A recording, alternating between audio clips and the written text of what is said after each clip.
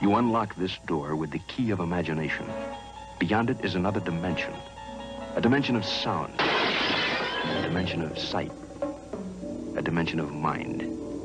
You're moving into a land of both shadow and substance, of things and ideas. You've just crossed over into...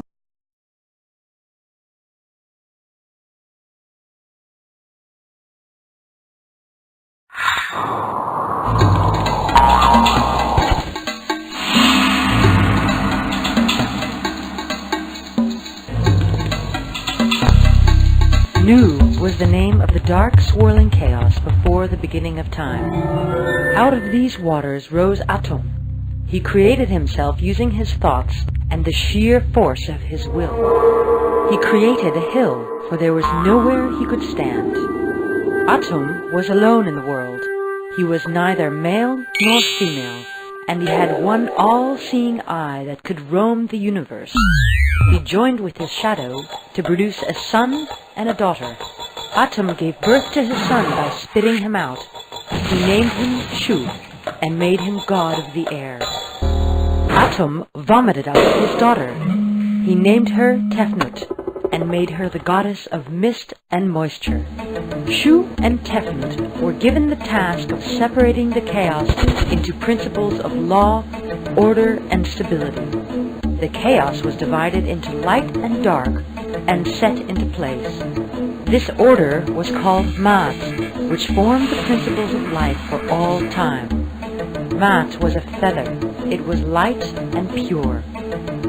Shu and Tefnut produced Jeb, the earth, and Nut, the sky. At first, these two were tangled together as one. Shu, god of the air, pushed Nut up into the heavens. There she would remain, arched out over Jeb, her mate. They longed to be together, but in the name of Maat, they had to be apart to fulfill their functions. Nut produced rain for Jeb, and Jeb made things grow on earth. As the sky, she gave birth to the sun every night before dawn, and by day it would follow its course over the earth and die at sunset. Shu and Tefnut produced the other gods. Isis, the queen of the gods. Hathor, the goddess of love and beauty. Osiris, the god of wisdom and justice. Seth, the god of evil. Thoth, the god of wisdom. And Nephthys, the protectress of the dead. But the chaos was still vast and not yet fully separated into the order of Maat. Shu and Tefnut once got lost in the dark waters of Nu. Atum was desperate to find his children. He sent his all-seeing eye throughout the heavens and earth to search for them. In time, Shu and Tefnut returned with the eye. When Atum saw them again, he was so delighted that he wept tears of joy. As these tears hit the earth, they became the first men.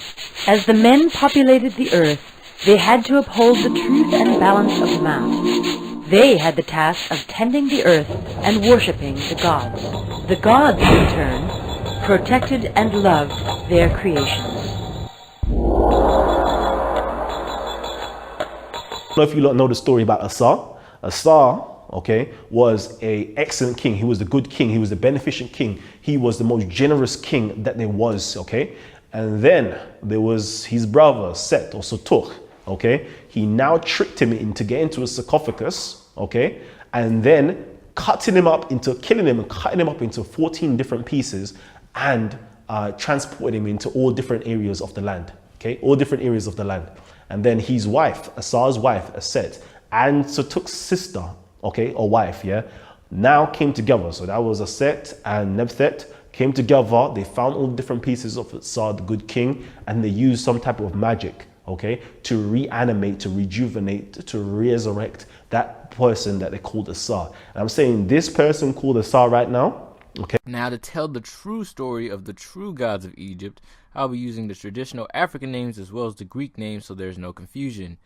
So, there's this guy named Asar, or Osiris, and he was the king of Egypt who ruled alongside his wife Aset, or Isis, not to be confused with the terrorist group. Now, Osar's brother Set, or Seth, was jealous of him, so he plotted to kill Asar.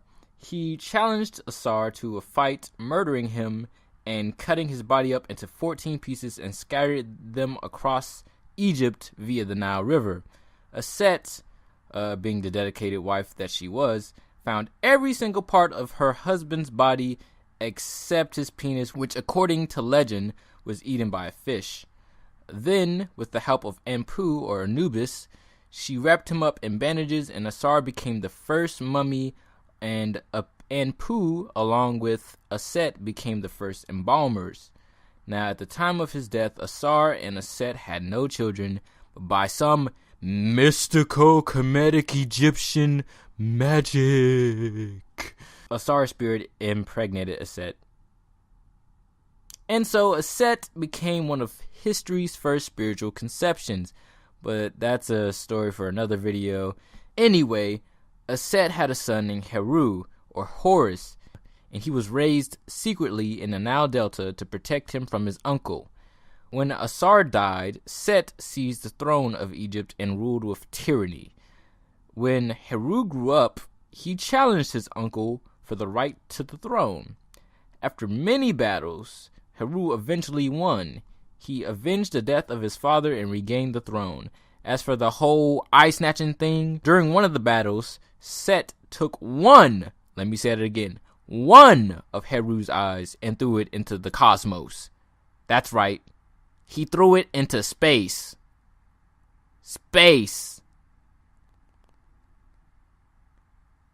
Later, it was retrieved by Tahuti or Thoth and used to revive his father Asar. Asar then became ruler of the netherworld along with his dedicated wife Aset. Now you know the true story of the gods of Egypt.